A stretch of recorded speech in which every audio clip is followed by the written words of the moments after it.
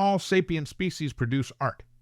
It's just one of those things like war. Every species does it differently, be it because of a quirk of their biology or simple environmental circumstances, but they all end up expressing themselves. Some really like poetry, some music, some even do all of it at once. Wealthy empires, the very wealthy empire to be more exact, will sometimes use entire planets as art pieces, turning continents into canvases for beautiful paintings or paper for their poems of honor and glory. We all thought it was impossible extravagance, until we met human art.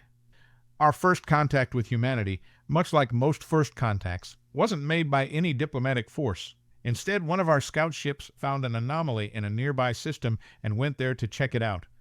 It was absolute chaos there. A system with 5 asteroid belts, except that instead of the usual boring rocks, these ones were full of green. Millions upon millions of Dyson trees had completely occupied the belts, filling them with life.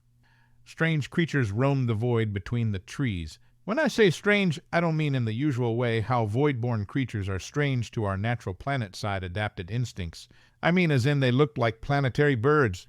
They had wings, feathers, beaks of all shapes and sizes. They were meant to fly in atmosphere, not in the void. Those weren't even the most bizarre creatures there. Some looked like felines with weird yellow and black patterns on their skin, and others like giant armored semi-aquatic reptiles.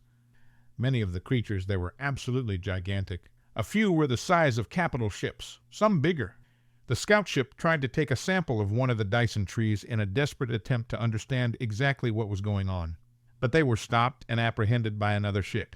It didn't match any known designs at the time, but the sheer amount of weapons detected on it was enough to make the crew comply. What was the reason for their apprehension? Vandalizing public art. They were brought to the local human authorities, who then let them go so both sides could get diplomats ready for formal introductions and some explaining by both parties. After the whole "welcome to the rest of the galaxy" part was done, we of course asked what in the void was going on during their visit to the Dyson tree system. Was that some weird void-born ecosystem that they were defending? If so, why expose it as art? They made it. No, that is incorrect. Humans didn't make that. A single human artist did it. Apparently, it was some sort of memorial to something called the Amazon rainforest, which had apparently been destroyed when they were still in the early days of space colonization. Why in the name of the void they wasted an entire system by filling it with Dyson trees and genetically modified animals? Because it was pretty. We all assumed this was a simple case of a wealthy individual deciding to spend all their wealth in a passion project. It happens from time to time, just not on this scale. Things were mostly normal, until a science ship found another anomaly, more specifically, 2 gravitational anomalies that resembled that of Dyson spheres. The scientific community went crazy. Dyson spheres were expensive. Only the most powerful empires in galactic history ever made one. And after its completion, they usually got into the imperial equivalent of retirement, never leaving the sphere system and living lives of pure luxury. And now we had just found 2 Dyson spheres right next to each other in an unexplored region of space. Ships were sent there immediately. It was quite close to human space, so we all wanted to get there before they discovered the anomalies. When we got there, we expected an empire of pure luxury, stations with the only purpose of entertaining the population using the energy and materials of the tamed suns. What we found was war. Monstrous fleets fought endlessly in the void between the megastructures, and upon closer inspection we found out that one of the Dyson spheres was made of biological material. In fact, when we looked at the debris, we found that half of the ships were made of flesh and bone, while the others were made of only metal and wire with no crew inside. This wasn't an empire of luxury. This was a war between a hive mind and a sentient AI. The Senate lost all of its composure upon discovering this fact. People wondered if they should interfere, and if so, which side they should choose. What would happen if one side won? Humanity's request for a seat at the Senate was put on hold in order to deal with this clear threat to the galaxy's safety. In the end, the choice was made to attempt communication with both sides. Ships with exteriors modified to look like flesh were sent to the hive and remote-controlled drones to the AI. Both were stopped during the communication attempts by another ship. A human ship. This was, against all common sense, another art piece. A physical representation of the constant struggles of the organic against an ever more mechanical universe, they said. And yet again, all questions relating to why they had wasted 2 Dyson spheres were simply answered with things like, "It's art," or "It's fun to watch." We just kept finding more and more of these art pieces everywhere. A planet filled with humans, all in a constant state of war, full of trenches, swords, tanks, and 1,000 other primitive and advanced weapons alike. Yea, those were clones with no sentience programmed to kill the opposing sides. Why? To show the horrors of war and how it never truly changes, no matter the technology level used, of course. A system where one AI that only uses red equipment fights another AI that only uses blue equipment using strange animal-shaped machines. The animals are apparently called elephants and donkeys, respectively. Why are the two fighting? To show the needless bickering among the Republican and Democrat parties, whatever those are. A star that is filled with giant ships that go in and out of it.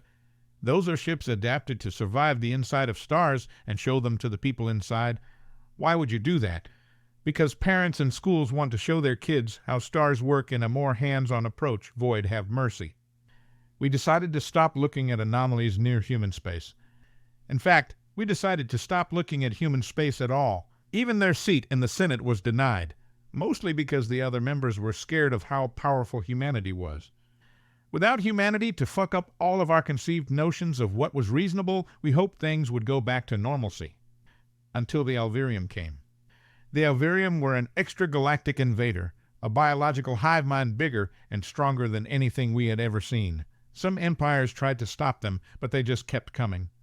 Soon a meeting in the Senate was called, and the invaders were deemed a galactic threat that all empires would fight against.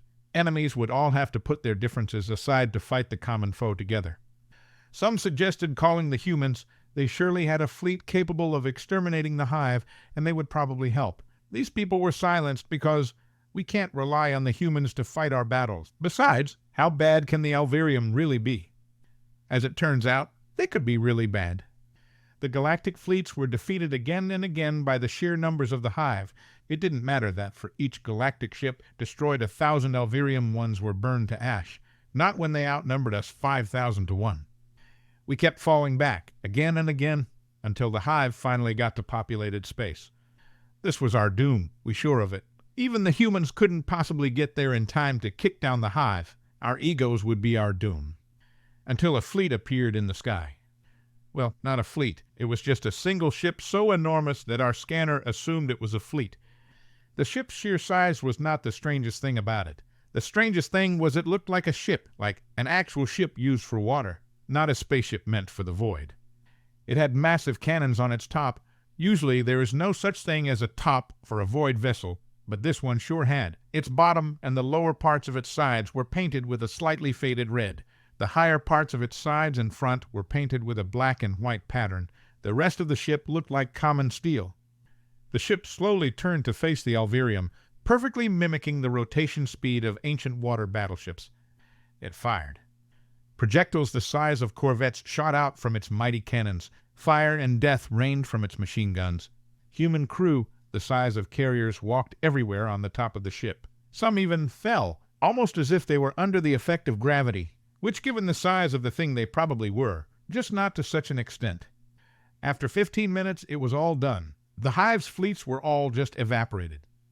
We knew we had made a mistake now. We were too egotistical to ask for help when we needed it, and yet the humans still sent what was clearly their best and weirdest ship to help us. We called the humans and gave them our undying thanks. We offered them a seat at the Senate. We even renamed the system where their brave ship fought to Human Strength in their honor. They asked us, what ship? Both parties were very confused now. That confusion grew for weeks until the ship reappeared in the void next to the Senate station. A single normal-sized human came out of it wearing a void suit and asked to speak to the Senate. Yay, sorry guys, I wanted to test how my model Bismarck would do against a small threat. I'm guessing I destroyed a training hive or something. Sorry, I went a bit too hard on the weapons. I can pay for another one if it's bothering you this much. That day it was decided by a unanimous vote of all the Senate that humans would be alerted of any and all possible galactic threats. In return, humanity was to keep all human artists and their creations at least 50 systems away from non-human populated territories.